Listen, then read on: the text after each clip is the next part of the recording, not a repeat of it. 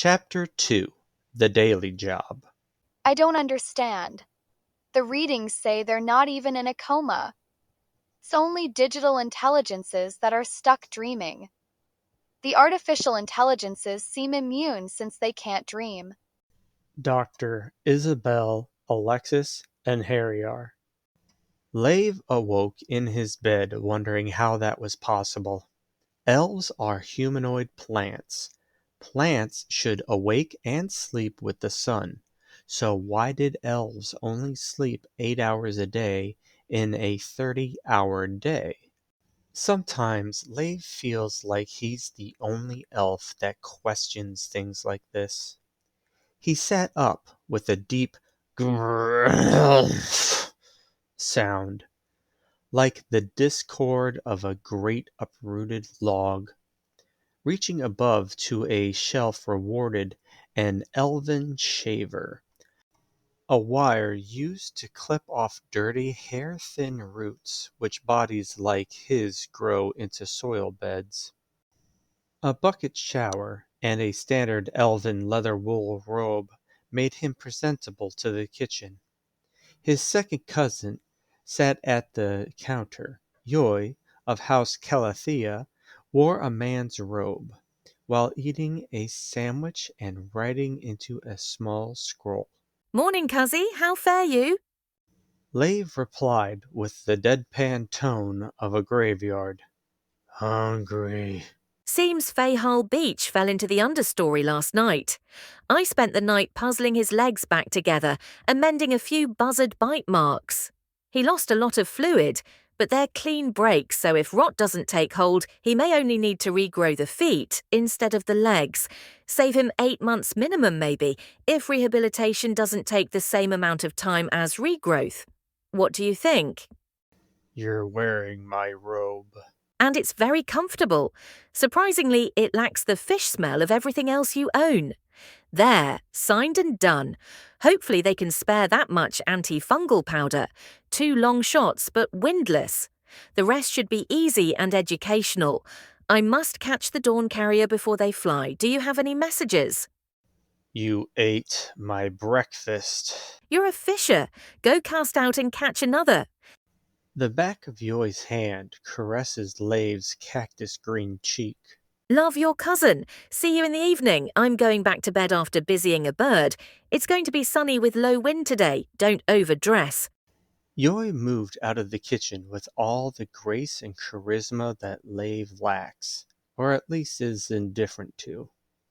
That was my parchment. Lave's hunger may have triggered his inner hunter. The morning catch provided more than enough to sell well sooner or later. Of course it helps Lave that the House of Meyer has the monopoly of being the only grass elf clan in a tree elf region. Being the only vendor of fish-related items because few tree elf clans ventured beyond the World Tree. Cloudwood provided quite a profitable opportunity. Lave's bazaar-style market stall carries many luxury items. Fish is one of the few meats elves find palatable, such as bugs, usually serving as a side dish. Fish leather clothing, water skins, fish oil, broth, garum, and a sign for the selection of fish meats adorn the shelves. Then there are the bones, scrimshaw art, bone jewelry, bone-handled blades, and teeth. The centerpiece is a few decorative bone armors, made from oversized fish ribs and skulls, for the occasional exotic art dealers, nether elves, dark mana-aligned people, or anyone else into gaudy fashion statements. These are mostly Lave's effort not to waste materials. To be fair, they do work as light to medium armor, and he has sold 3 of them.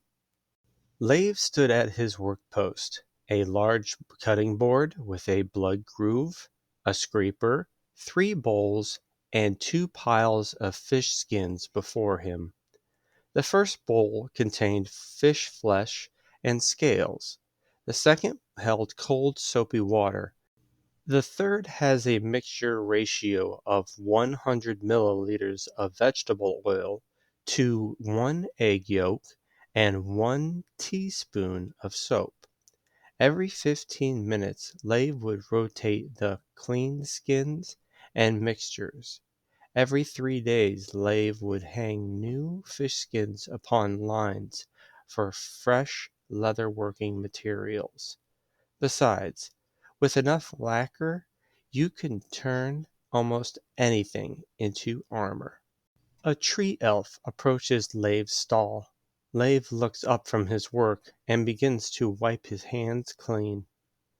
Tovin, how may House Myers serve House Carnation? Anyone buy caviar this week? No. Sell me all you have. Lave opens a small makeshift cooler and pulls out 2 metal containers. The contents are inspected by the first scion of House Carnation. The eggs shine like dark diamonds, and no oil can be seen. 2 kilograms. 2 gold? Agreed. Coins exchange hands, heads nod, and the elf with brown bark for skin departs. Lave looks at the sun's placement and begins to close up his bizarre-styled booth. As he locks the cabinets, a head pops through the wall of draped fish leather. Lave's reactions move to catch her face like a cage ball. A familiar voice calls to him. Got any whale hippo left? Lave glares at her for trying to startle him. Yoi's smile fills her whole face as she hands him a large bento box and a small thermos. Steamed caterpillar dumplings in orange sauce and rose petals with green tea milk. An apology without contrition is a worthless bribe. True, but this is a delicious one, and you're hungry. Besides, I'm shameless at balancing my scales, so this is not an apology, it's an acknowledgement of your sacrifice for House Beach. That big, beautiful bird brought enough powder to save 3 legs. Rejoice and enjoy the dividend of your investment. Don't try to make your thieving into my nobility. Also, House Beach gave this to you, and you don't want it. You only say that because you know I can't cook. It's your fault they paid in food anyway. People know you eat meat. Now every Trelf in the cloud would think Grelves, or at least all of House Meyer consists of carnivores. You're right.